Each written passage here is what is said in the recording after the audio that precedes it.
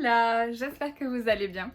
On se retrouve aujourd'hui pour une nouvelle vidéo qui va porter sur les fripes et plus particulièrement comment chiner comme une pro. Je suis très contente de vous retrouver, ça fait quelques temps que j'ai pas filmé, j'ai changé de caméra, j'espère que cette amélioration vous plaira beaucoup, autant qu'à moi en tout cas.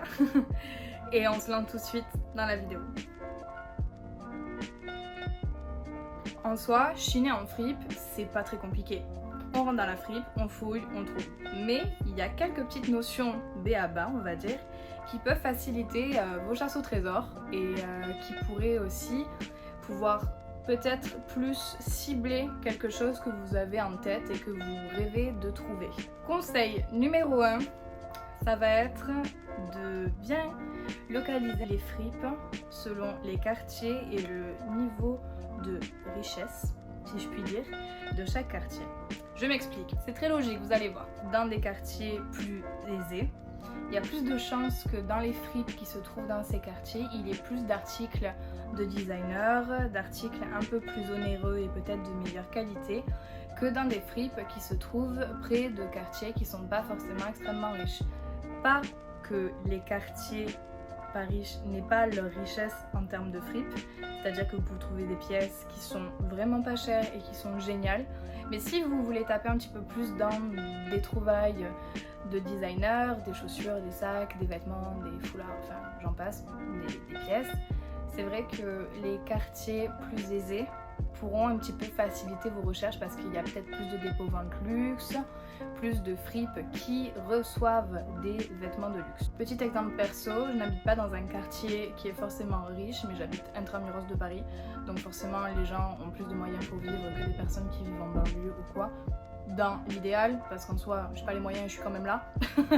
Mais c'est vrai que du coup, dans les Emmaüs, dans les secours populaires ou même dans les fripes, vous allez plus avoir tendance à retrouver des articles de designers. Par exemple, il y a un magasin de déstockage, je pense, qui déstocke un peu tout dans les Emmaüs de mon quartier et on retrouve des produits APC, des produits Pierre Cardin neufs avec l'étiquette qui sont à 5 € alors que sur l'étiquette vous lisez 150, 200, 300 €. Donc c'est vrai que c'est quand même hyper intéressant de faire selon les quartiers. Le deuxième conseil que j'ai à vous donner, c'est, vous voyez les bacs qui se trouvent en début de fripe le plus souvent où il y a écrit bac à 1 €, 2 €, 3 €. Ben en fait, même si ça vous fait peur, il faut fouiller dedans. Parce que franchement, vous pouvez trouver des petites pépites dont vous n'imaginez même pas l'existence en vrac dans ces bacs et c'est démoralisant. Dans un bac à 2 €, je suis tombée sur une veste en jean Levi's neuve, enfin incroyable, incroyable. Et le petit conseil, c'est sachant que les vêtements n'ont pas été lavés ou quoi, c'est bien de mettre des gants aussi pour éviter voilà, d'avoir de la poussière. Surtout en période de pandémie, ça peut être aussi un bon tip que je peux vous donner. Le troisième conseil que je vais avoir à vous donner, c'est de faire attention un petit peu à la matière du vêtement.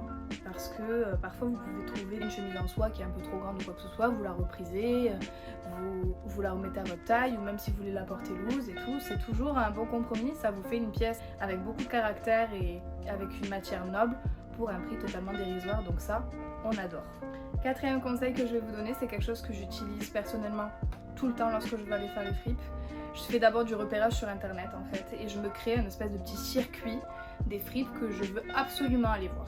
Le fait d'aller les voir sur internet, ça vous permet un petit peu de voir le style de la fripe et donc le style d'article qui est vendu là-bas pour en fait ne pas vous tromper parce que vous allez être sûr que c'est une fripe qui vend des choses qui va être totalement à votre goût. Donc vous n'allez pas forcément perdre de temps et puis le fait aussi de se faire un petit itinéraire pour rejoindre telle ou telle fripe, bah, vous gagnez énormément de temps parce que vous savez exactement où vous allez.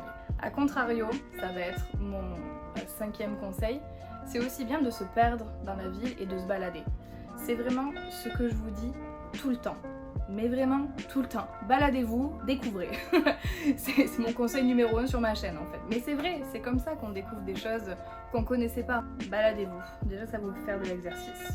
Et en plus, vous trouvez des pépitas. Le mieux c'est d'aller en fripe en début de semaine parce que les arrivages se font en début de semaine.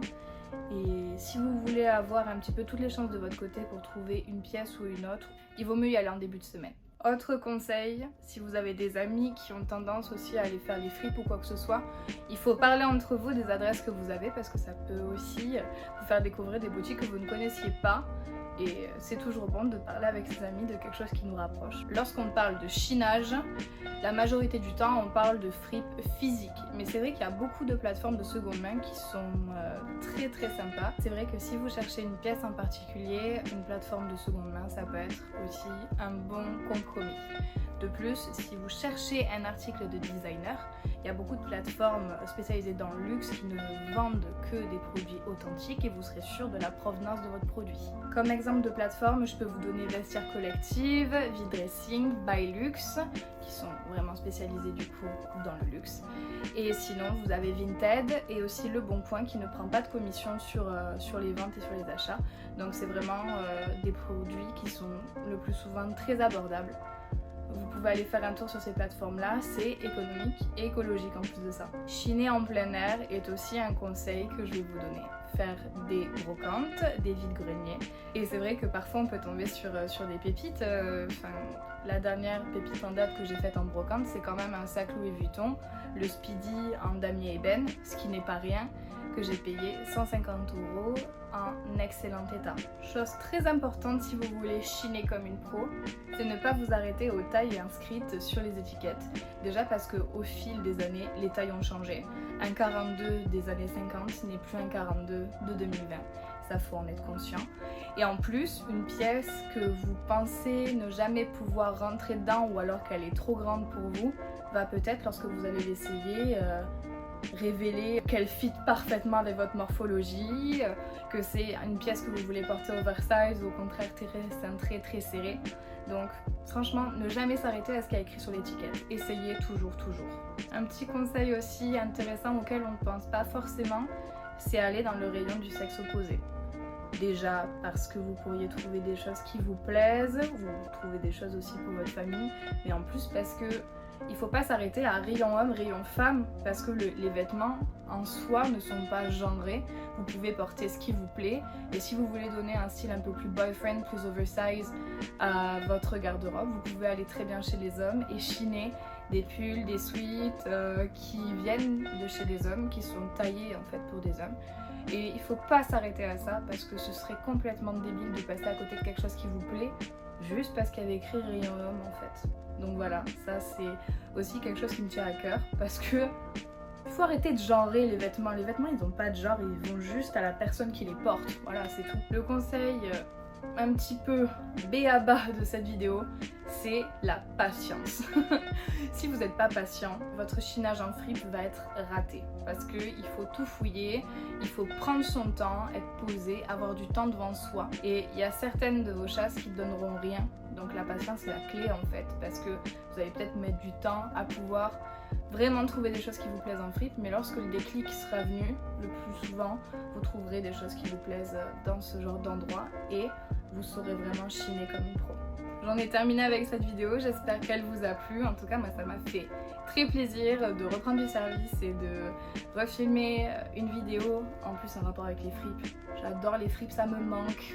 J'espère en tout cas que ça vous a fait passer le temps, que vous avez eu du bon temps en ma compagnie. Et n'oubliez pas de liker, commenter et partager cette vidéo. Je suis toujours hyper contente d'avoir vos retours, vous le savez. N'oubliez pas de me suivre sur Instagram. Mon Instagram est dans la barre d'infos et s'affiche à la fin avec le générique. Et on se retrouve bientôt pour une nouvelle vidéo.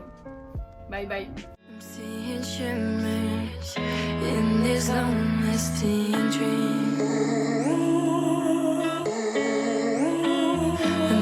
Up image, bring it back with her.